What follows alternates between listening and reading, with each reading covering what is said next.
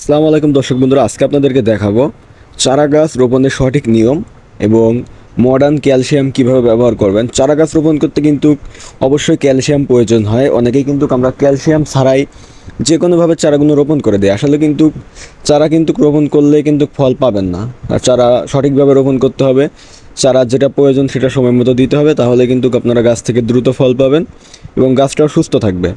আপনি যদি গাছের পরিচর্যা না করে যদি ফল খেতে চান, সেক্ষেত্রে কিন্তু আপনি গাছ থেকে কোনো কিছুই পাবেন না।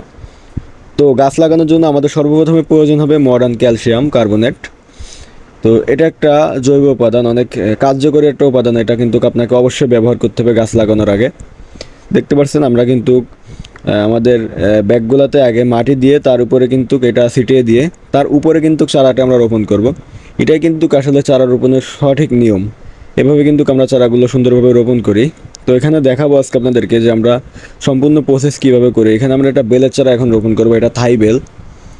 এটা রোপণ করার জন্য কিন্তু আমরা ব্যাগটাকে কেটে নেব। এখন ব্যাগটা সুন্দর করে কাটিং করার পরে কিন্তু তারপরে আমরা এটা রোপণ করে দিব। আর এই ক্যালসিয়ামটা কিন্তু আপনারা আমাদের রায়পুর এগ্রো নার্সারিতে অ্যাভেলেবল পাবেন। এটা কিন্তু বাংলাদেশের কোথাও আপনারা পাবেন না, শুধু আমাদের কোম্পানিতেই পাবেন এটা। তো আপনারা যারা এটা নিতে চান আমাদের সাথে অবশ্যই স্ক্রিন দেওয়া নাম্বারে কন্ট্যাক্ট করবেন। কুরিয়ার সার্ভিসের মাধ্যমে হোম ডেলিভারিতে এটা নিতে পারবেন। তো এখন আমরা এটা ওখানে রোপণ করবো। এখানে দেখতে পাচ্ছেন আমি এটাকে বসিয়ে দিলাম, ক্যালসিয়াম দিয়েছিলাম ওর উপরে। এটা বসিয়ে দেওয়ার পরে এখন কিন্তু আমরা এটাকে মাটি দিয়ে দেবো চারদিকে।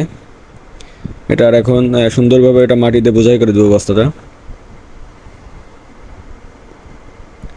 এখন মাটি দেওয়ার পরে আমরা কিন্তু গাছের গোড়ায় উপরের দিকে কিন্তু এই ক্যালসিয়ামটা আবার ছিটিয়ে দিব। ছিটিয়ে কিন্তু এখন আমরা এটা পানি ব্যবহার করব না, এভাবে রেখে দিব।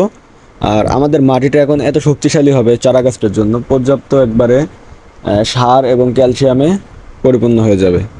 তো এইভাবে কিন্তু আমরা চারাগুলো রোপণ করে থাকি। আপনারা যদি কেউ চারা রোপণ করতে চান এইভাবে করতে পারেন সঠিকভাবে, তাহলে কিন্তু দ্রুত ফল পাবেন, গাছ সুন্দর সতেজ থাকবে, সহজে মরবে না। তো এই ক্যালসিয়ামটা নিতে আমাদের স্ক্রিন দেওয়া নম্বরে এখনই যোগাযোগ করতে পারেন।